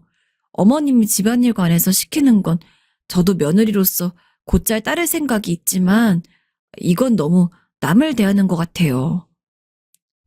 너는 네 시어미가 주차할 곳 없어가지고 계속 뱅뱅 도는 게 그리도 좋니? 나보다 젊은 네가 더 잘 찾을 것 같아서 시키는 건데 뭐가 그렇게 불만이 많아? 하지만 제가 아무리 항변해도 소용없었습니다. 결국 저는 시어머니 대신 주차를 하러 나가야 했고 일은 일대로 했지만 집에 와서 시어머니의 비난 아닌 비난을 받아야 했어요. 대충 시어머니 말이 말 같지가 않아서 말대꾸를 한다는 거였죠. 억울했지만 차마 그 앞에서 또 대들 순 없었습니다. 그 후 시어머니는 저만 보면 더 잡아먹을 듯 노려보고 못 잡아먹어 안달이었어요. 저의 반항이 큰 바람을 불어일으킨 것 같았어요. 그렇다고 남편한테 이야기하기도 그랬어요. 남편은 언제나 제 편이 되어주는 정말 좋은 사람이었지만 그래도 남편의 부모님인 만큼 최대한 이간질하는 것처럼 보이게 무언가를 이르는 일이 없이 사이좋은 고부관계가 되고 싶었거든요. 전 솔직히 열심히 노력했다고 생각해요. 어머님, 요 앞에 맛있는 케이크가 있는데 어머님 생각이 나서 사왔어요. 저 원래 숫기도 없고 사교성도 없어서 애교라고는 눈을 씻고 찾아볼래도 찾아볼 수 없는 사람입니다. 남편한테도 제대로 된 애교 한번 부려본 적 없어요. 너무 부끄러워서요. 학창시절에 친구한테 먼저 다가가 보지도 못했던 제가 시어머니에게는 먼저 말을 걸었습니다. 혹시 시어머니 좋아하실까봐 맛있는 것까지 사서요. 시어머니도 제가 낯도 많이 가리고 말이 그리 많지 않은 걸 잘 아십니다. 그래서 제가 그렇게까지 하면 시어머니와 잘 지내보고 싶은 마음이라는 걸 아시고 조금이라도 잘 대해줄 거라고 생각했습니다. 하지만 시어머니는 제가 그 집에서 나가는 순간까지 단 한 번도 저를 며느리로서 인정해주지 않았습니다. 제 노력은 전혀 알아주지 않고 저는 관심 밖이었죠. 뭐하러 이런 걸 사왔어? 돈 아깝게. 심지어 그러면서도 남편이 신경을 쓰는 건지 남편과 함께 있을 때는 제게 잘해주셨어요. 저를 갑자기 아가라고 부른다던가 설거지는 내가 할 테니 쉬어라 하면서 갑작스런 배려를 하시더라고요. 그래서 더욱더 남편한테 사실 시어머니가 나를 이렇게까지 괴롭힌다고 이야기 못했던 것 같아요. 시댁에서 분가를 하고 저희끼리만 따로 살게 되었을 때가 그래서 제일 행복했습니다. 딱 아이 둘까지만 시댁에서 있었고 그 이후부터는 남편의 모은 돈, 제가 모으던 돈 합쳐서 작은 신혼집을 얻었습니다. 여보, 이제 우리끼리 살게 되니까 너무 행복하다, 그치?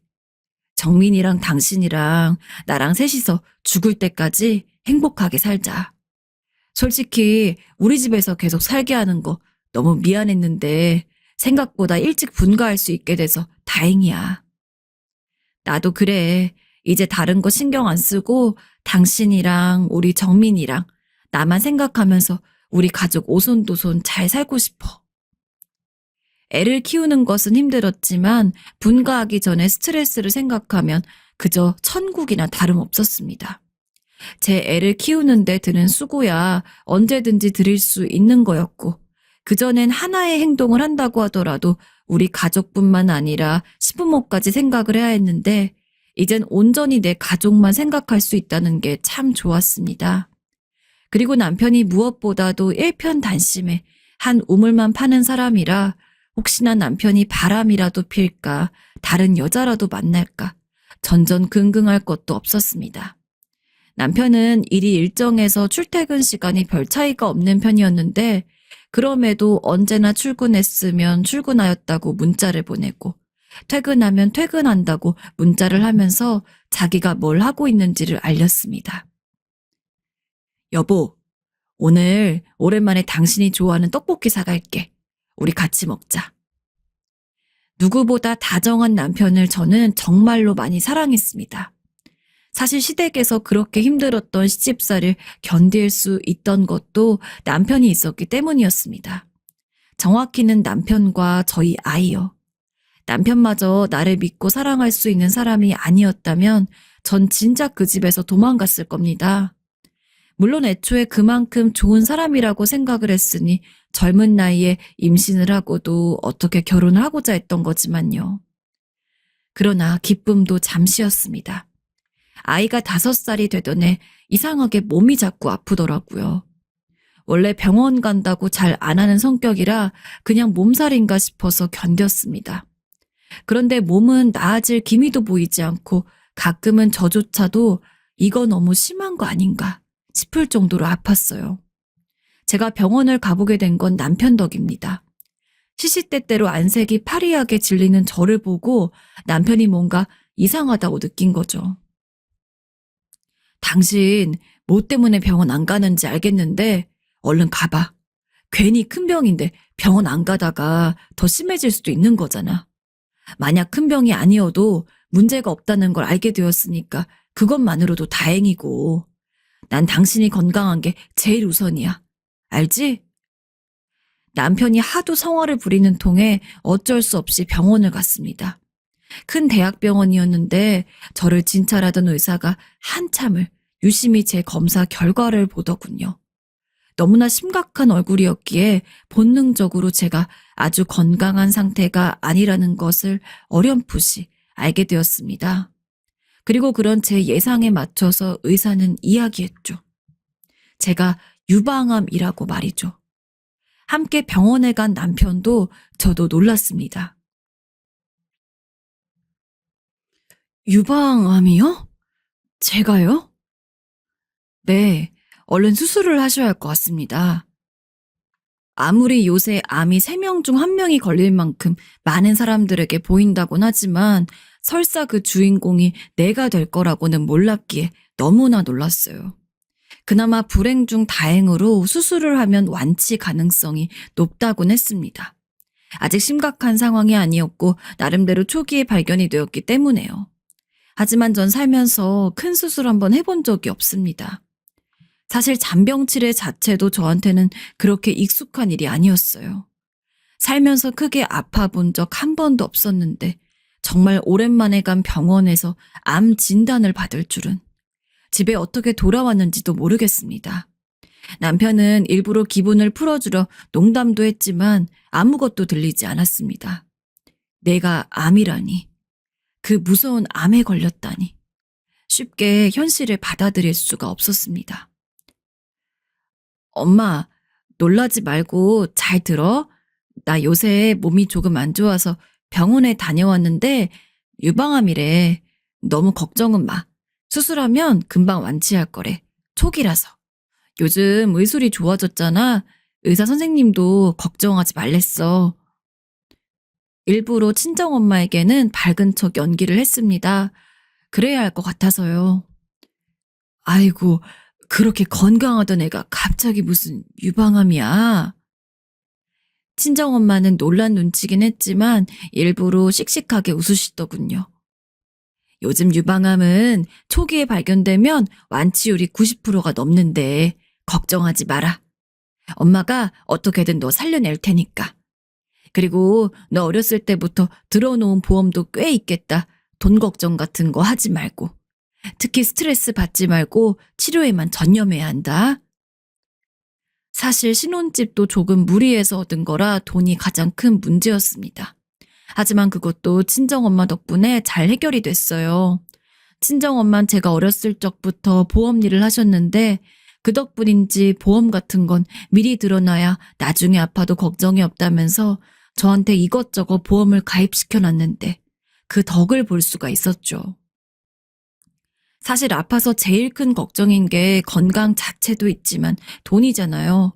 특히나 저희처럼 분가한 지 얼마 안 돼서 당장 큰 돈을 쓴 경우에는 치료비가 가장 문제인 상황이었는데 친정 엄마가 아니었으면 저 굉장히 많이 힘들었을 겁니다. 그리고 역시나 시어머니는 제 수술 소식을 듣고는 아이고 어떡하니? 라며 안타까워 하셨지만 말의 내용은 그럴 뿐 표정은 아무런 변화가 없었어요. 마치 의무적으로 그러는 듯 보였죠. 수술을 앞두고 남편은 언제나처럼 제 편이 되어 주었습니다. 어디 아픈 것은 없는지 먹고 싶은 것은 없는지 모든 것이 제 위주로 돌아갔어요. 제가 병원에 있으니 아이도 남편이 돌봐야 했는데 남편은 한 번도 힘든 내색한 적이 없습니다. 수술이 참 무섭기도 했는데 남편이 곁에 있어서 괜찮았습니다. 그리고 다행스럽게도 수술 자체가 성공적으로 끝이 났죠. 물론 당장 수술이 끝났다고 해서 전부 완료되는 게 아니었습니다. 입원도 해야 했고 무슨 추가적인 치료를 해야 한다는 통에 입원 뒤에도 한 몇 주는 병원을 들락날락거렸습니다. 이번에 의사 선생님한테 여쭤보니까 일주일 정도면 더 오가면 될 것 같대. 수술한 부위 보는데 암은 깨끗이 잘라냈다고 하시더라고. 그 이후에는 1년에 한 번씩 정도 건강검진 받으러 가면서 확인하면 좋을 것 같대. 다행이다, 여보. 앞으로는 나랑 같이 매년 꼬박꼬박 검진 받으러 가자. 당신 아무래도 걱정돼서 안 되겠어. 이러다가 또 어디 크게 아프면 어떡해. 알겠지? 주기적으로 병원에 가는 것은 번거로웠지만 그것도 마지막으로 들리는 날이 오니 이제 벗어날 수 있겠구나 같은 해방감이 들었습니다. 그날은 남편도 오랜만에 반차를 내고 일찍 오겠다고 유방암을 치료하는 모든 과정이 성공적으로 끝난 기념으로 분위기 좋은 곳에서 식사를 하자고 했었습니다. 그렇게 약을 타고서 행복한 걸음으로 집을 가는데 전화가 한 통 왔습니다. 바로 시댁이었죠. 예, 너 병원은 다녀왔니? 다름이 아니라 이번에 미국에서 내 딸이 들어왔는데 너랑 인사도 한번 제대로 못한 것 같아서. 너한테는 시누이고 가족이니 얼굴 한번 봐야겠지? 지금 당장 집으로 오거라. 시누이는 미국에서 오래 산 사람이라 저랑은 얼굴을 한 번밖에 본 적이 없습니다. 그나마도 가볍게 인사만 하고서 직접 대화해 본 적은 없었어요. 근데 갑자기 그런 시누이가 미국에서 왔다고 시어머니는 제게 인사를 나누러 오라고 했습니다. 솔직히 가고 싶지 않았습니다. 아무리 치료가 다 끝났다고 하더라도 병원을 오고 가면 피곤한 데다가 시댁에 가게 되면 오늘 저녁에 남편과의 외식은 취소를 해야 될 테니까요. 어머님, 죄송한데 혹시 내일 가면 안 될까요? 제가 오늘 병원을 다녀오면서 너무 피곤해가지고 치료 마지막 날이긴 했는데 그래서 그런지 좀 더 제대로 하는 것 같더라고요. 너는? 네 시누이가 한가한 줄 아니? 언제 미국에 돌아갈지 모르는 앤데 빨리 만나야지. 엄살 피지 말고 당장 집으로 오거라. 이미 너 올 거 생각해서 밥까지 차려놨는데. 아이고, 아픈 게 아주 벼슬이지 벼슬이야. 당장 와, 쓸데없는 소리 말고. 어머니 제가 너무 피곤해서. 하지만 제 핑계는 씨알도 먹히지 않았고 전화가 끊겼어요. 저는 결국 남편한텐 잠시 시댁에 다녀오고 싶다고 하면서 혼자 집으로 향해야 했습니다. 물론 남편은 제게 같이 가줄까 하고 이야기했지만 솔직히 남편이 있어봤자 아주 좋은 꼴이 있을 것 같지도 않았고 무엇보다도 괜히 시어머니가 저 대하는 행동 보면서 저에 대한 걱정을 끼치고 싶지가 않았습니다. 그래서 눈물을 머금고 홀로 갔습니다. 집에 가니까 대충 간촐하게 차려져 있는 밥상과 시어머니 그리고 시누이가 있더군요. 솔직히 정말 철천지 원수가 아닌 이상 예의상이라도 수술 잘 마쳤는지 치료는 잘 됐는지 이제 재발 위험성은 없는지 그런 걸 물으실 거라고 생각했습니다. 하지만 시어머니의 첫 번째 질문은 수술이 잘 됐는지도 치료를 잘했는지도 재발 위험성이 있는지도 아니었습니다. 그래, 내가 규성이한테 들으니까 진단금이랑 수술비랑 해서 보험 들어놓은 게 꽤 나왔다며. 내가 알기로는 사돈이 옛날부터 보험을 해가지고 이것저것 많이 들어놨다는데 수술하고 치료받고 뭐 남은 돈은 없니? 남은 돈이요? 왜요? 무식한 시엄마긴 했지만 정말 이 말을 듣고 한동안 아무 말도 할 수 없었습니다. 딱 봐도 보험금이 목적이라는 게 티가 나는 질문이었습니다. 괜찮냐는 말은 단 한마디도 안 하더군요. 그리고 저와 안면만 있는 시누이는 그저 아무 말도 안 하고 저만 지켜보고 있었고요. 그 집에 있는 그 누구도 제 건강은 아무런 신경도 쓰지 않는다는 것이 여실했습니다. 너무 허탈하고 공허한 마음에 아무 말도 못하고 시어머니를 노려보고 있는데 시어머니는 그런 제 표정은 신경도 쓰이지 않는다는 듯 말을 잇더군요. 우리 애가 미국에서 아주 크게 사업을 하고 있거든. 근데 요즘 시기가 좀 안 좋니? 내가 아무리 알아봐도 너보다 금전적인 여유가 있는 사람이 없어서 오늘 한번 오라고 했다. 둘이 밥 좀 먹고 잘 이야기 나눠봐. 얘가 잘 되면 너도 득을 보는 거니까 손해라 생각하지 말고. 그러니까 사업 자금을 빌려달라는 건가요? 그래. 가족 좋은 게 뭐니? 이럴 때 서로 돕고 사는 거지. 우라통이 터졌습니다. 어떻게 사람 가죽을 쓰고서 저렇게 대할 수가 있는지. 제가 아무리 초기라고 하더라도 암이었습니다. 조금만 늦게 발견했으면 위험했을 테고 제가 수술 준비하고 있을 때 시누인 당연하고 시어머니 역시 저한테 전화 한 번 한 적 없어요. 솔직히 그것도 너무 서럽고 원망스러웠는데 사람이 뻔뻔해도 정도껏 해야지. 어떻게 저희 친정엄마 덕에 얻을 수 있었던 보험금을 자기가 탐내는 건지. 어머님, 진짜 해도 너무하시네요. 보험금은 절대 드릴 수 없어요. 어머님은 저 암 걸렸다고 했을 때 한 번이라도 걱정 어린 말로 연락이라도 해주신 적 있으세요? 아플 때는 찾지도 않고 수술 다 하고 나니까 이제 와서 남은 보험금 좀 빌려달라니. 어머님한테 아무런 기대 없긴 했지만 이건 진짜 아닌 것 같네요. 시어머니에게 하기란 조금 센 말이었음을 알고 있었지만 더는 못 참을 것 같았습니다. 시누이는 제가 대드는 게 기가 차는지 어머, 말하는 꼬라지 좀 봐. 우리 엄마한테 지금 뭐 하는 거야? 라며 저를 욕하고 있었고 시어머니는 시어머니대로 제게 삿대질을 했습니다. 너 지금 말버릇이 이게 뭐니? 내가 전화를 안 한 건 괜히 너 신경 쓸까 봐 걱정돼 죽겠는데 일부러 안 한 거다. 규성이한테만 전화해서 매일같이 안부를 물었어. 괜히 너 아픈데 신경 쓸까 봐. 그리고 너는 행운의 암 걸려서 받은 돈이면 좀 빌려주고 해야지. 내가 뭐 망할 사업에 돈을 빌려달래? 우리 딸이 원래 미국에서 사업을 크게 하고 있다니까? 그러다가 이번에 기존 사업도 좀 제대로 갈무리하고 새로운 사업도 시작할 겸 투자를 좀 받고 싶대서 내 친히 너한테 이야기한 건데 너는 가족이 부탁을 하면 좋게 들어줄 생각이 없니? 어쩌면 저렇게 혼자 이기적으로 살려고 그러는 건지.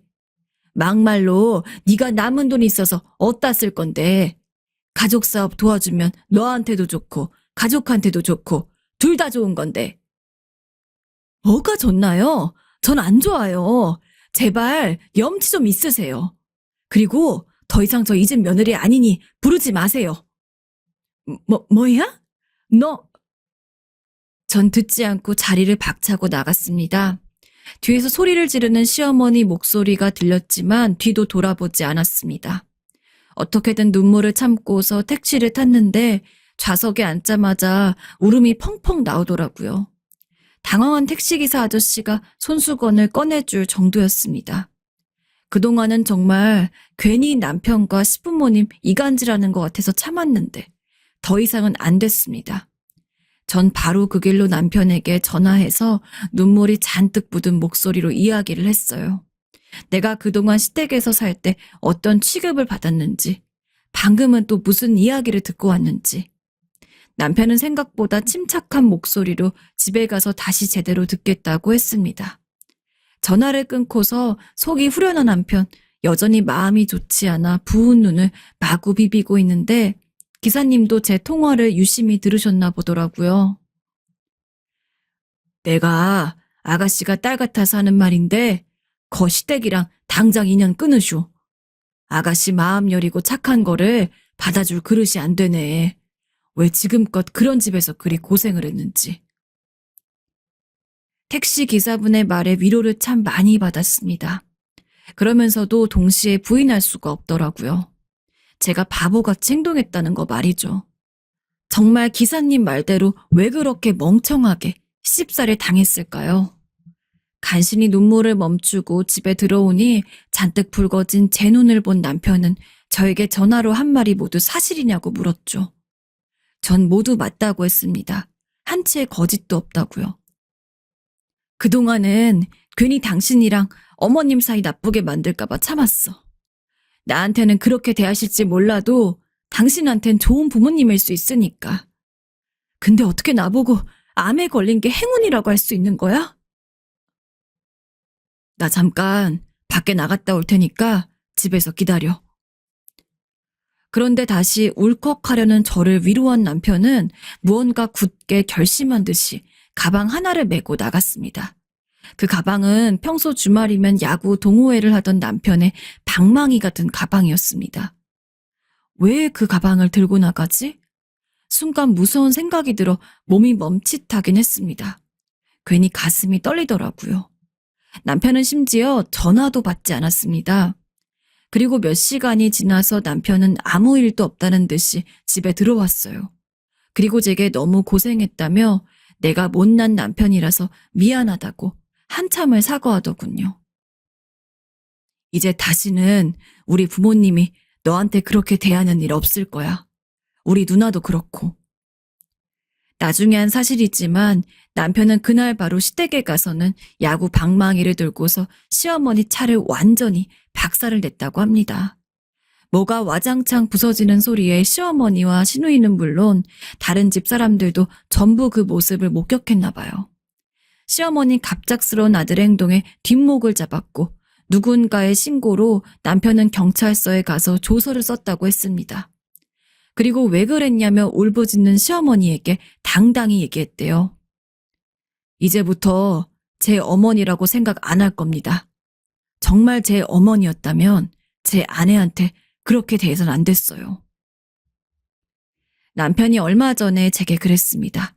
마침 회사에서 지방으로 발령 갈 사람을 뽑는데 거기로 이사 가자고요. 거기는 공기도 좋고 기분 전환도 될 거라고요. 게다가 아무리 시댁이랑 연을 끊었다고 해도 서울에 사는 이상 시댁이 찾아올 수도 있고 그런 것들 때문에 불안할 가능성이 있는데 지방에 가면 훨씬 더 자유로울 거라고 했습니다. 지금 저는 남편과 함께 지방에서 살고 있고 몸도 한창 건강할 때처럼 엄청 괜찮습니다. 사실 제가 아픈 것도 다 시어머니에게 스트레스 받아서 그런 건가 싶네요. 이제는 그런 힘든 병 걸리지 않고 늘 좋은 것만 보고 좋은 이야기만 하면서 남편이랑 자식이랑 함께 행복하게 잘 살겠습니다. 안녕하세요. 제가 이런 곳에 사연을 남길 줄이야 꿈에도 상상 못했습니다. 아직까지 통쾌하고 그런데요. 이런 걸 사이다라고 그러죠. 제가 그런 걸 겪었지 뭡니까? 제 이야기를 끝까지 들어주시고 앞으로 제 미래에 좋은 조언 해주시면 감사할 것 같아요.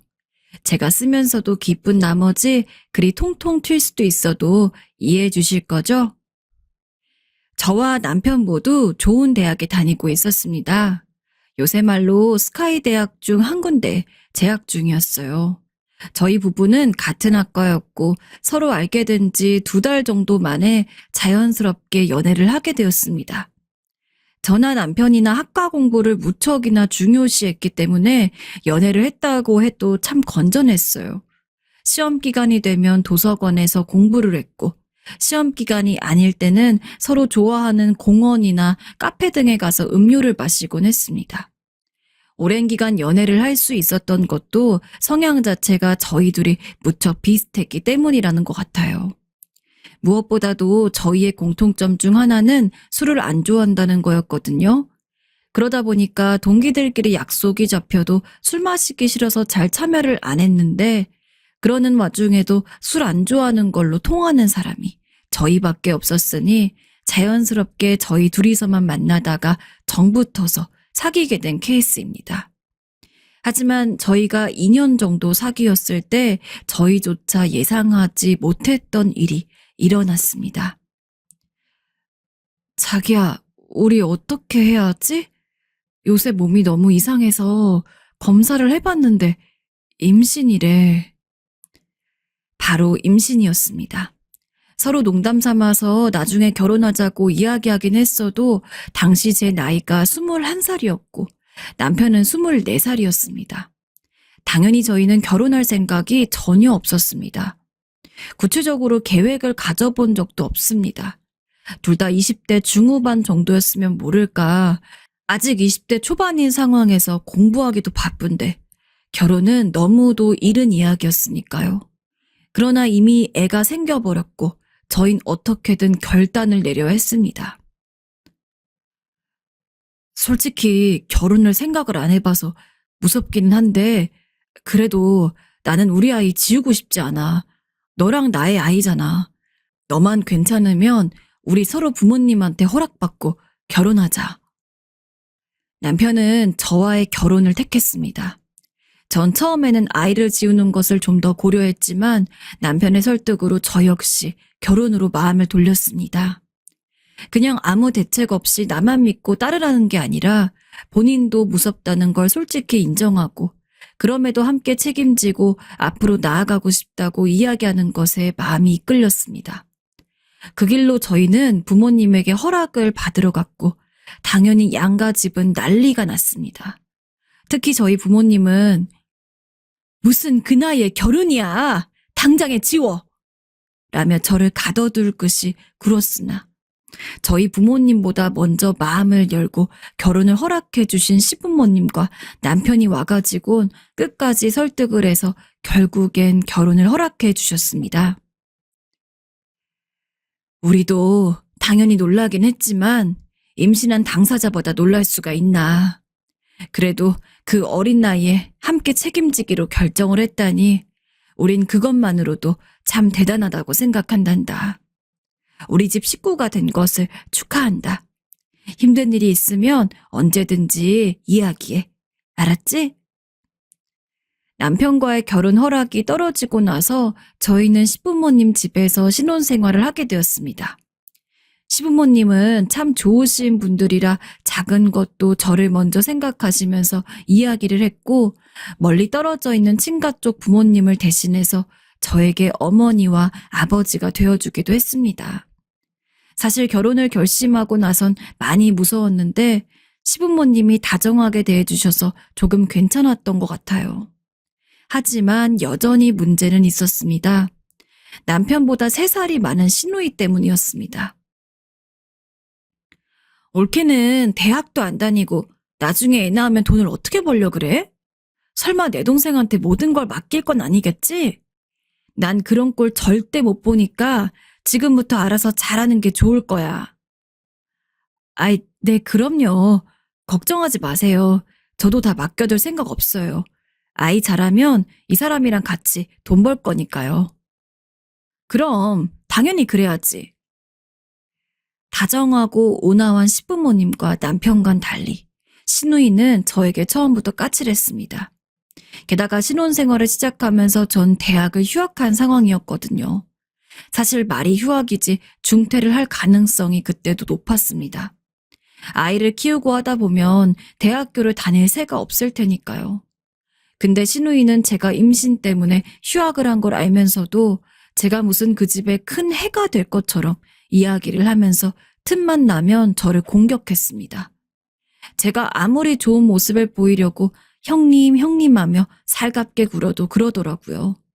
솔직히 어린 동생이 결혼 생각도 하지 않을 나이에 갑자기 덜컥 결혼을 하게 되었으니 누나 입장에서 마음에 걸릴 수도 있다는 걸 이해합니다. 그래서 저 역시 신우이가 그렇게 행동하는 것에 최대한 기분 나빠하지 않으려고 노력했어요.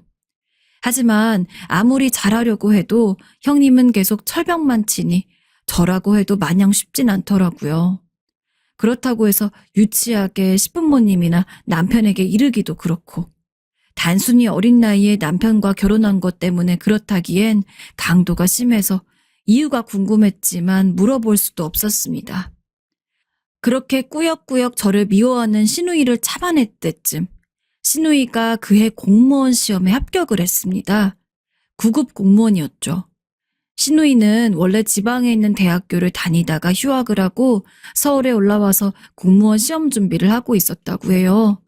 2년 정도 준비를 했는데 다행히 그때 통과를 했던 거죠. 아이고, 내 딸이 9급 공무원이라니 너무 장하다. 정말로 수고했단다. 누나, 너무 고생했어. 이제 어디 가서 공무원 누나 뒀다고 자랑해야겠네. 요새 공무원 되게 너무 어려운데. 형님, 정말로 축하드려요. 앞으로 진급도 금방금방 하실 수 있을 거예요. 형님이라면 분명 잘할 거라고 믿어요. 그래, 다들 고마워.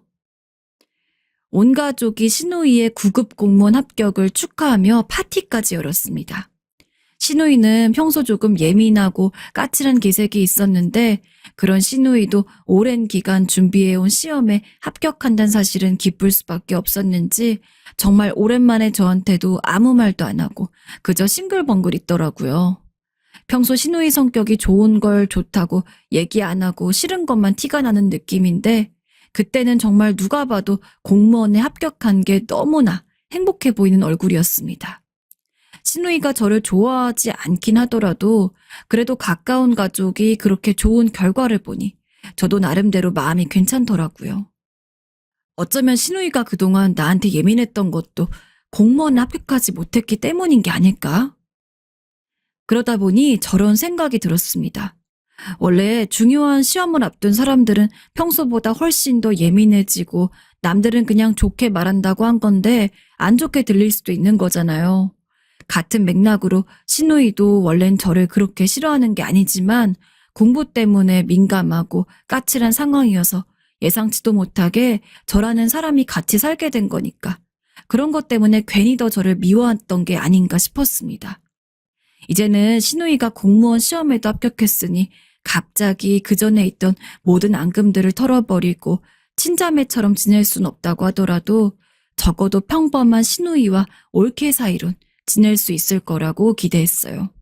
하지만 공무원 합격 약발도 잠시였나 봐요.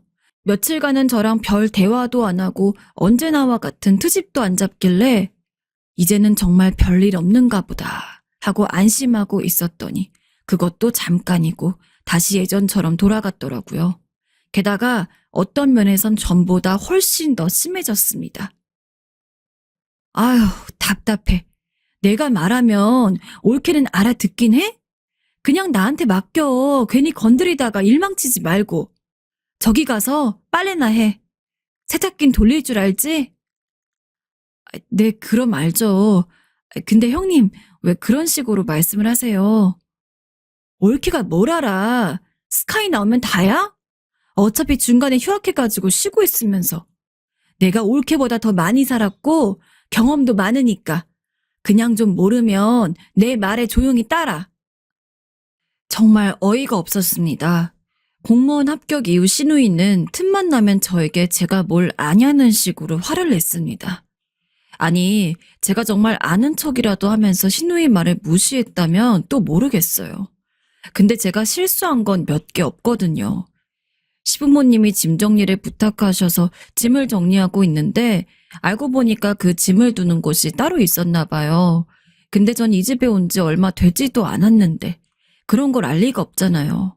근데 시누이가 짐 정리하는 저를 보더니 왜 이걸 이런 식으로 정리해서 여기다 두냐면서 제가 아무것도 모른다느니 어쩐다느니 예민하면서도 저를 대할 때를 빼고는 어딘가 조금 기죽어했던 시누이의 모습보다는 그래도 지금처럼 당당한 게 낫긴 나았습니다. 하지만 당당한 모습이 생긴 것과 동시에 저를 거의 잡아먹을 듯이 구는 것도 심해지니 저로서는 뭘 어떻게 해야 될지 모르겠더라고요. 물론 처음에는 당연히 이해해보려고 했습니다. 원래부터 성격이 그랬는데 공무원 시험 합격까지 했으니 한동안은 세상이 내 것 같고 그럴 것이라고. 저라도 그런 시험 준비하다가 합격을 하면 분명히 기쁠 것이 틀림없었기에. 그래, 내가 참자 하면서 신우이의 모든 만행을 넘기고 있었습니다. 그러나 신우이는 점점 더 도가 지나쳤습니다. 갈수록 저를 개무시하고 조그만 것 하나만 실수해도 이것도 몰라? 좋은 대학 들어갔다면서 이것도 모르면 안 되지. 라며 저를 비난했습니다. 심지어는 대학과 전혀 관련 없는 문제에 대해서도 늘 제 대학을 언급하면 스카이 나와놓고 지식은 부족하단 식으로 말하더라고요. 그러던 어느 날은 웬일로 신우이가 저한테 선물 하나를 골라달라며 다가왔습니다. 그렇게 살가운 부탁을 한 것은 처음이라서 당황하긴 했지만 내심 기뻤어요. 신우이가 드디어 저에게 마음을 여는 거라고 생각을 했죠. 형님, 어떤 분 드릴 선물 고르시는 거예요? 종류는 이미 정해져 있는 건가요? 그래서 신우이보다 더 밝은 얼굴로 선물을 고르는 것을 도우려 했습니다. 보니까 신우이는 명품 선물을 준비하고 있더라고요. 문제는 제가 명품에 대해서 일절 관심이 없다는 거였습니다. 사실 명품뿐만이 아니라 전 브랜드 자체에 큰 호불호가 없기 때문에 그냥 눈에 보이는 거 아무거나 골라서 마음에 들면 입는 타입이었거든요. 그런 제가 명품 브랜드라고 해서 잘 알 리가 있나요? 하지만 그래도 신우이가 한 부탁을 들어주고 싶었기 때문에 열심히 신우이의 말을 경청했습니다. 원래는 구찌를 살까 했는데 요새는 젊은 애들도 하도 구찌를 많이 사고 다니니까 희소성이 좀 없어 보이고 레이디 디올도 나쁘진 않은데 어쩐지 다른 더 좋은 선택지가 있을 것 같단 말이야. 올케는 어떤 브랜드가 좋아?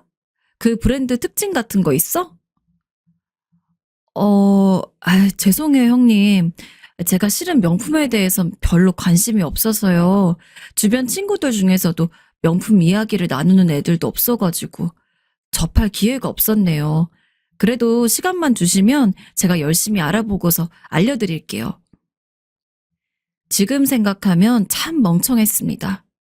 전 그게 신우이가 저를 무시할 꼬투리를 잡으려고 했던 건 줄도 모르고 정말 신우이가 누구한테 선물하려고 저에게 그런 부탁을 한 거라고 생각했거든요. 하지만 신우이의 의도는 그게 아니었습니다. 올케는 스카이까지 나와가지고 명품 쓰는 친구들이 하나도 없어? 대체 대학 생활을 어떻게 한 거야? 하긴 중간에 내 동생이랑 결혼하느라 휴학했지? 그래도 그렇지. 요즘 누가 명품 브랜드 하나 몰라? 그거 되게 급떨어지는 일이야, 올케. 휴, 정말 내가 이런 것까지 하나하나 알려줘야 하는구나. 그때는 저도 발끈하게 되더라고요. 그래서 제가 관심 없는 사람들은 잘 모를 수도 있죠. 제 주변 친구들도 모르는 친구들 많아요. 급 떨어진다느니 이런 말은 좀 아닌 것 같아요. 없는 사람들이 하는 말들만 하네, 올케.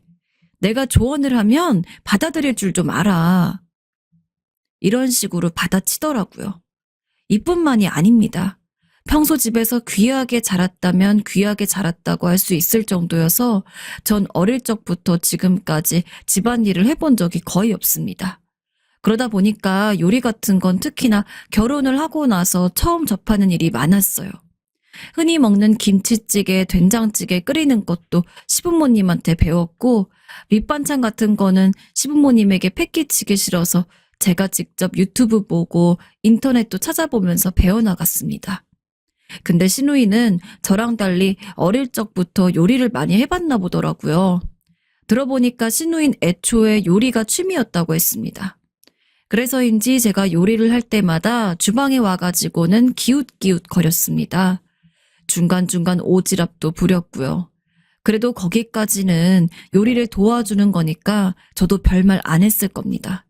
근데 자꾸 옆에서 혼잣말을 하는 척하면서 또 제 대학을 이야기하고 이리저리 비꼬는데 진짜 찌개에 저거 넣으면 맛 없는데 아무리 휴학이라도 그렇지 스카이까지 간 애가 왜 저렇게 기본적인 걸 모르는 걸까?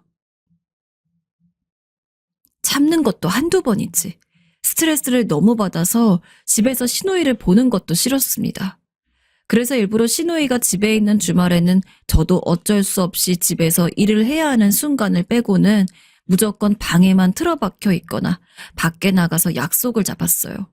그걸 시누이가 집을 나갈 때까지 계속했습니다.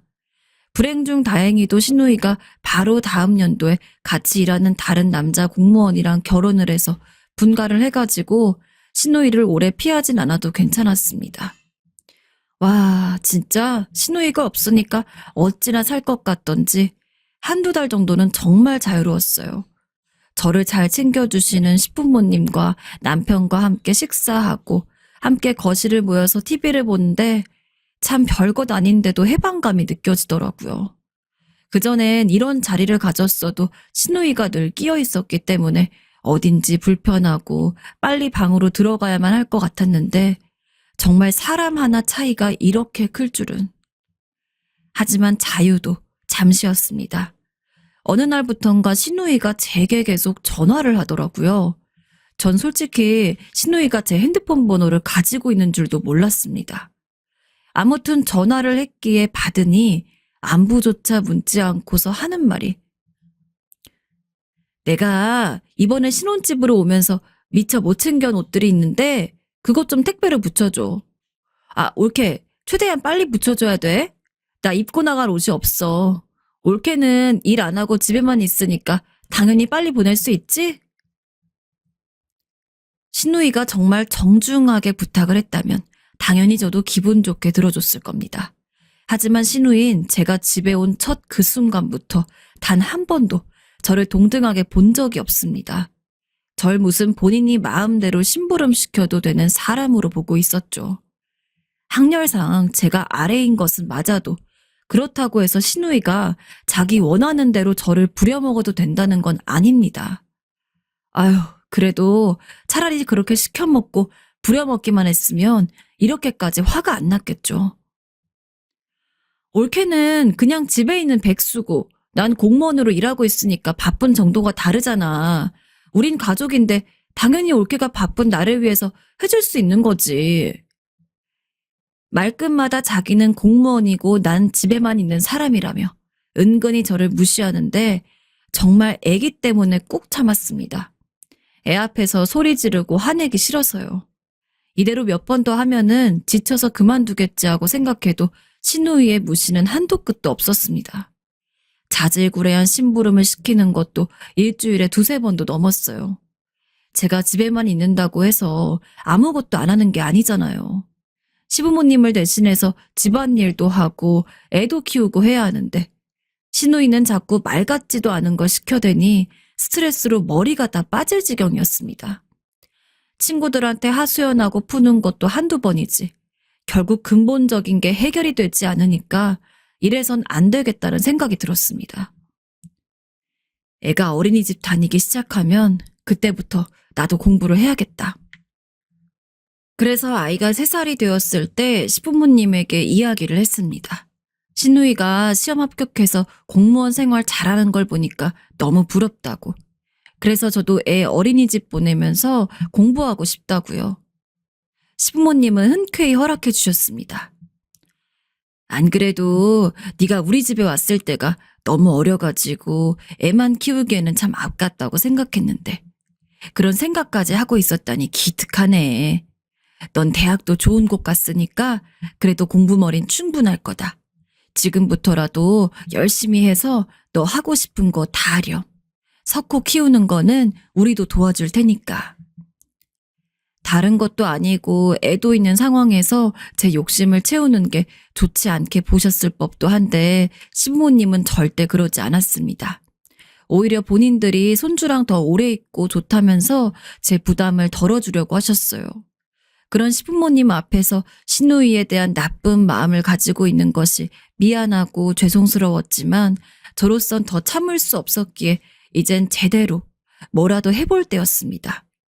사실 원래 같았으면 지금 아이가 있는 게 아니라 그냥 학교 졸업하고 대기업 준비 열심히 해서 입사하고 월급 받고 살 거라 생각했는데 원래의 계획을 이루지 못했다는 아쉬움도 있고 일단 신우이가 저를 그렇게까지 무시하는 상황에서 어떻게든 신우이보다 더 좋은 자리에 합격을 하고 싶었습니다.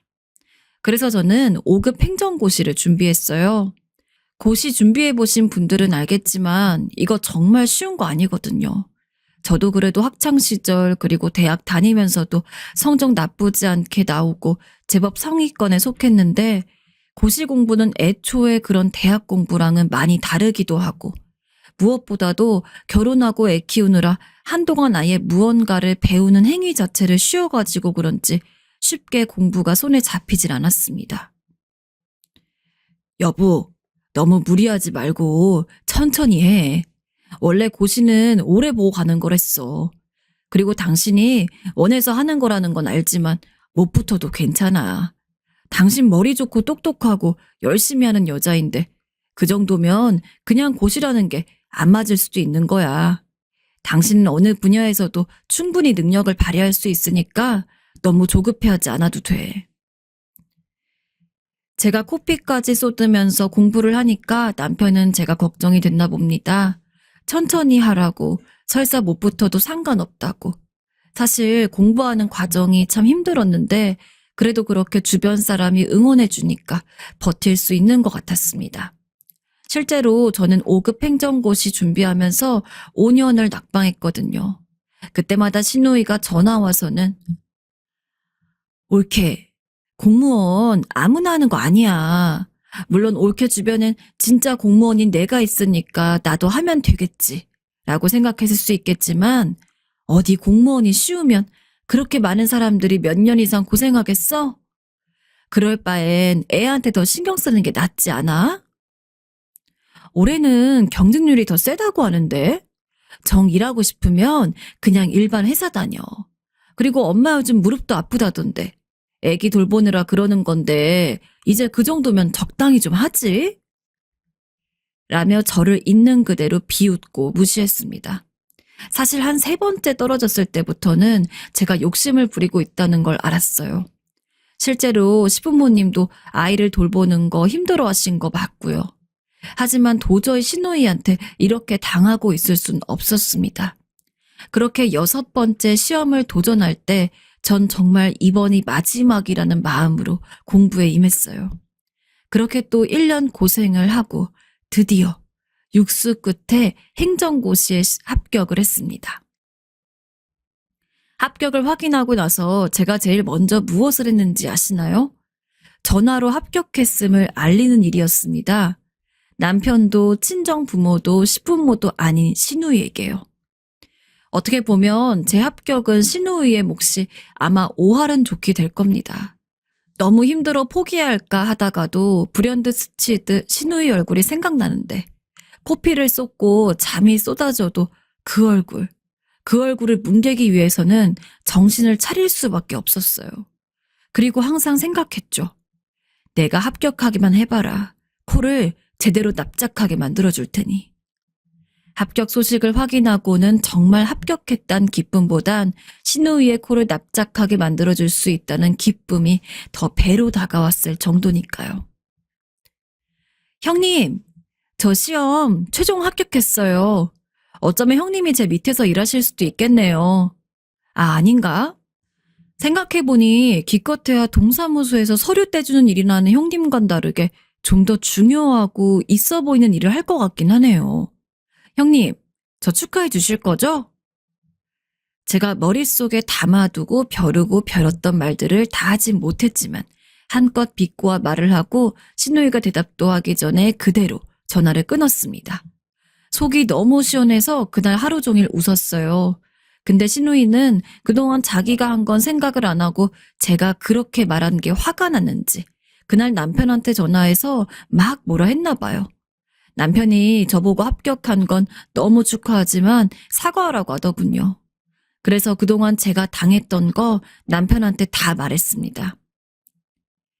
그동안 당신이랑 어머님한테 이야기하고 싶었는데 참았어. 그러다가 내가 행정고시 합격하고 복수한 거야. 당신이 사과하라고 하는 것도 이해하는데 난 절대 사과 못할 것 같아. 다행히 남편도 제 이야기를 바로 이해했습니다.